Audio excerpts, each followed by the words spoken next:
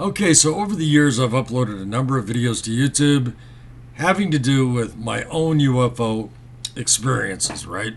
Which are not as crazy as some people's, but they're crazy enough for me. Okay, so, and I've never really uploaded anything like this. This is kind of a departure. I wanted to talk about the fact that because I've been open about this, I've had a lot of people come to me with their stories, right? And some of the people who have come to me have been the most unlikely people that I would have ever imagined had had these sorts of experiences or would share them, right? People in my own orbit, that my own circle of friends. Anyway, hearing these stories is interesting and fascinating to me and kind of makes me feel less like the Lone Ranger. It's kind of shocking to hear these things from people, that I know and from whom I would not expect to hear this kind of thing. But the fact that I'm open about this stuff, people will come to me and they feel comfortable in telling me this stuff. I recently watched a video on YouTube. It was a UFO documentary and it featured a gal named Camille Harmon. She's been in a lot of TV shows. I wasn't familiar with her because I never watched TV, but she swears that she's been abducted and seen UFOs, and the whole 9 yards. And she talks about the fact that because she's open about it, people will approach her and tell her these kinds of stories. This is not as rare as you think. People are having paranormal encounters all the time, every walk of life. And so if you don't open your mouth first, you'll never hear their stories. Okay, I've never really gotten into my background, my personal life in this whole thing, other than to talk about some medical issues that I've had. And but from the age of 13 till almost 40, I was a fairly successful professional musician. Literally from the age of 13, I was playing out 2 or 3 weekends a month, and I did this for years. I worked in Las Vegas, I worked in Nashville, worked in Washington, lived in all these places. Washington D.C. for a couple of years. But when I had this close-up encounter in 1994 with this huge triangular ship that was barely above a freeway in Michigan here, just south of Flint, I was playing with a band locally. I was working for a singer, kind of a local legend. He's in the Michigan Country Music Hall of Fame, and I'm just going to call him Jesse. A lot of people will know who he is. I'm going to leave off his last name.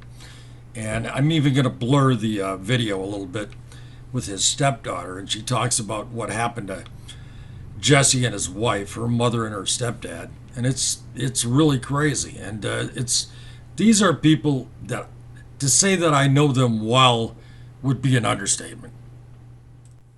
So in 1994, I have this crazy experience seeing this huge UFO barely above a freeway, right? I go to work, I'm playing with this band, and, I talk about it. I tell everybody, hey, I saw this huge UFO.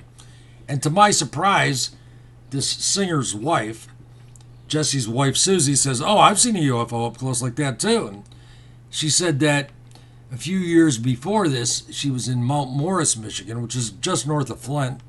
And same kind of thing, kind of treetop level. She sees this. She said it was shaped kind of like a straw hat with the top was rotating and it had portholes. And I've heard of this before, the same kind of thing from numerous other people, right? It's not what I saw. But anyway, she said that there were multicolored lights shooting out of these portholes and that it was sitting there and then it just went, psst, and it was a wild story. I was surprised to hear that from her, but, it was kind of cool to know that somebody else had seen something bizarre. So I worked with this guy for about 2 years, but even after that, I stayed in very close contact with these people. Literally, the daughter, her mom, and her stepdad, they've all run for political office. I made them websites. We have very different political persuasions, but we remained close constantly. And about 3 years ago, I did a video chat with the daughter. And what she said, I brought up her mom seeing a UFO. And she said, oh, now mom's seen 3. And she said the last sighting was just crazy. And I was like, really? And I said, well, what happened? And she told me, right? By the way, there's smoking in this video, which is kind of a detestable habit, but it's something I picked up actually right after this happened with this UFO in '94. I'd never even smoked. And I know these people, like I said, they're very conservative politically, they're very religious. Everything is about Jesus, and which is fine. I mean, that's, I'm just saying it. I'm not really a religious person in a conventional sense, but Dana and I have since kind of had a little bit of a falling out. I've just been staying away from some people that I know some of my own views would offend. So really doing it more for their sake than mine. That's true. So, but I recorded this video while we were talking, and it's wild. To set it up just a little bit, she said that her mother and Jesse had driven to Nashville from Flint, and they were driving back, and suddenly Jesse was overcome with fatigue, right? Which is kind of common in this UFO thing. I don't think Dana knows that. Suddenly he's like, man, I don't know why, I got to pull over and sleep, right? So they pull into this rest area and park, and the wife immediately sees this weird light in the sky. And she turns to Jesse, her husband, to show him this light, and he's out like a light. In fact, he can't even be woken up, right? She looks back, and his light starts coming down out of the sky towards the car, which would freak me out, right? And what ensues is just bonkers. And I know these people, and these are the last people in the world who would ever invent this, exaggerate it, make it up. That would not happen. Like I said, I did not record this with the intention of sharing it, but Dana has said to me, told me repeatedly back then, she said, Mom tells anybody, she doesn't care. They're not the kind of people they would never make a MUFON report or something, but she said, yeah, Mom doesn't care, who knows? So I thought, what the heck? This is I think it's worth sharing, and it's wild. And if you have an experience and you tell people about it, you're going to be surprised how many people come to you with stories like this. But about your mom, you said she saw a light in the sky, and I hit this record button. I was going to show it to Randy. Yes. I know. And I told him, dude, this happens to a lot of people. She saw a light in the sky, it comes down, and you said it was like a triangle, like a mini It triangle. was a triangle. It was a triangle, and she said it was like standing up straight. It's at the beginning, and then it like went over on its side and started going around the car, and then it got back in front of her windshield again, and she could see all this writing, like weird writing, like of a different language she didn't, she couldn't recognize. When the thing left, did it just like shoot off like a bullet or disappear or what? It just shot right off. She said it just Wow. like went shooting right up through the sky. When it was gone, did Jesse wake up then? Immediately, she said. I shook him. I did everything. She fell asleep at a rest area. They were in a rest area. Yeah. And they were coming back from Nashville, and they pulled into a rest area because Jesse was really tired, and she made him pull off. And she said, and when you're sleeping in a car, obviously it's happened to us with Jesse a million times. You let him sleep for 20 minutes and he comes back to life. But she said he always, you just have to talk loud and he'd wake up. But she said, I literally shook him. That's what Maggie said. And he would not wake up.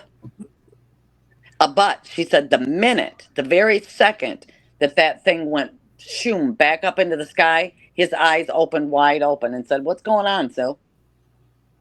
Wow. Uh-huh. Yeah, and mom's not eccentric. She's not. No. She's You don't have to go with me, you don't even have to explain. No, and she didn't even want to know. I mean, Mom never even questioned aliens or UFOs or anything would even be in her mind. She was a business person that always thought about business and always thought about. Well, Dana, till this happened to me in '94, I never paid much. Well, I mean, just like everybody, my grandma buy the National Enquirer, and I'd be staying with her, and I'd be bored. Yeah. I didn't pay attention to it. And Mom's not a conspiracy theorist. No. She's not anything like that. She's just a normal everyday person. Well, it's kind of like, earlier I was giving you a hard time when you said And I know what you meant, but people will say, "Well, you believe in aliens." I'm like, "No, I don't believe that." I mean, I kind of know there's aliens. The big thing is I've Yeah. had experiences that kind of demonstrated to me there's something else that ain't us. So, what do you say about that one? I don't know. I've known these people like 35 years. They're evangelical Christians. They're very conservative. Jesse did 8 years in the military when he was young in Africa in the Air Force. Very patriotic, not into the UFO thing at all. And mom has seen 3 UFOs. I don't even know what the second sighting was. I didn't ask. But, and I have heard a number of stories like this from equally unlikely sources that, again, in my own orbit, people I know, which is wild to consider. I'm wondering how many people have these experiences and just, never go out of their way to tell anybody. I think this stuff should be documented and shared. Hope you found it interesting. If you didn't, I'm sorry. It was free. There's no ads. If you hate it, you can say so. If you liked it, you can say so. Hope this finds you well.